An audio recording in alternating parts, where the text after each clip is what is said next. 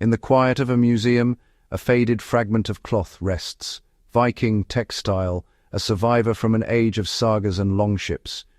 Not a sword or helmet, but wool and linen, fragile, personal, and miraculous in its endurance. To see it is to feel the presence of the person who wore it, as if they've just left the room. And this simple garment, preserved against all odds, tells a story of everyday life and an incredible journey through time. For over 1,000 years, it lay hidden, surviving empires, seasons, and shifting earth. To touch it would be to connect with the Viking hand that stitched its seams, the weaver at the loom, the shepherd who tended the sheep. This is not just an artifact, it's a tangible piece of a lost world, a whisper from the past. History is often written in stone and metal, but here it's woven from thread. Textiles are meant to decay, destined to return to the soil, vulnerable to water, insects, and air. For a piece of clothing to endure for 10 centuries is a rare anomaly, a perfect accidental conspiracy of nature. We look closer, the dense weave, the warmth it once gave, the faint lines of a pattern, a ghost of artistry. More than an object of study, it's a testament to human ingenuity and the fragility of existence. This is a story of survival, not of warriors, but of the quiet, enduring craft that clothed them. Nature is a relentless recycler. Nothing is meant to last forever, especially not delicate textiles. For wool or linen, the world is full of enemies: moisture, bacteria, fungi, and insects.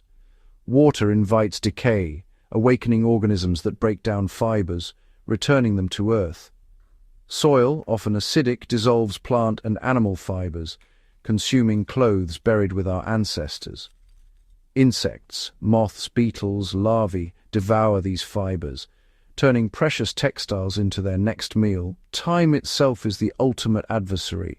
Oxygen oxidizes, light bleaches, and centuries make fibers brittle. For a Viking garment to survive 1,000 years, it must withstand all these threats.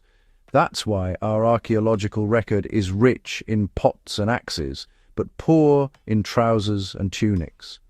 Most clothing rots, is eaten, or disintegrates, leaving only rare, tattered fragments.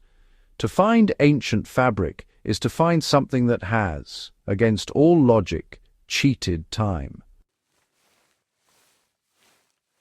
How did Viking textiles survive? The answer lies in accidental sanctuaries, unique environments that became time capsules. Peat bogs, with their acidic, oxygen-poor waters, halt decay. Bacteria and fungi cannot survive, preserving wool and linen for centuries.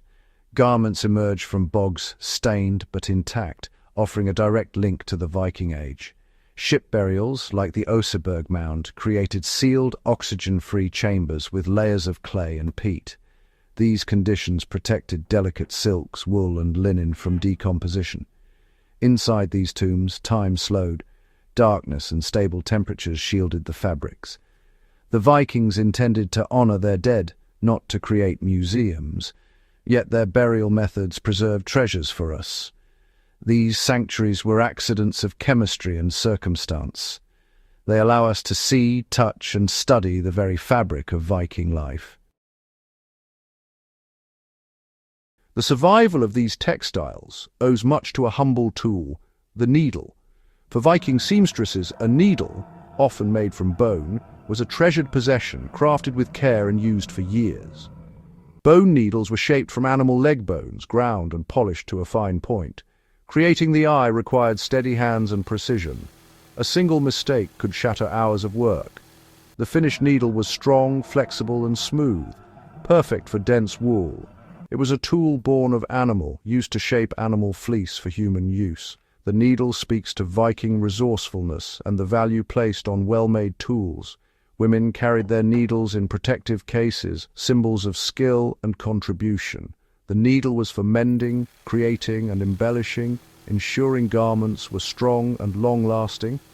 This small object tells a story of craft, care, and survival. The needle was the key to the garment's durability. Viking textiles endured not just by accident, but by design, thanks to the skill of their makers. Seamstresses knew the weakest points, seams and edges, prone to fraying and wear. They used whip stitches to bind edges, preventing unraveling, and double-fold hems to encase raw fibers. Backstitching created strong, continuous seams, far less likely to pull apart. Surviving garments reveals small, dense, meticulous stitches, a structural choice, not just decorative. More stitches per inch meant stronger seams and longer-lasting clothing. Every garment was a major investment of time and resources. The final stitches were a culmination of hundreds of hours of labor. Strong seams and protected edges honored that effort, ensuring garments served for years. The craft of stitching was a quiet form of insurance against time. What can we learn from a Viking seamstress and her bone needle? The lesson is one of value and endurance. Every stitch was an act of resistance against cold, wind, and time. This was not about speed, but about precision and purpose. In contrast to today's disposable fashion, Viking clothing was made to last. Quality reflected care for family and community. A strong seam meant warmth and survival. The Vikings mended, patched, and repaired, valuing maintenance over waste. This mindset is more relevant than ever. Mending a sock or patching jeans is a powerful statement.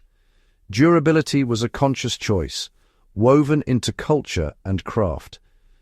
True value lies in endurance, not novelty. The seamstress's wisdom invests time and effort in quality, and it pays dividends for years. Enduring strength is found in the humble, well-stitched seam. To stand before a Viking textile is to feel a connection across time. This fragment, once worn for warmth, has outlasted its owner and their world. Its survival is both a miracle of preservation and a testament to human skill. It carries a message from 1,000 years ago, value, labor, and care woven into every thread. These textiles add color and humanity to our understanding of the Viking Age. They remind us that behind grand sagas were ordinary people, skilled and diligent.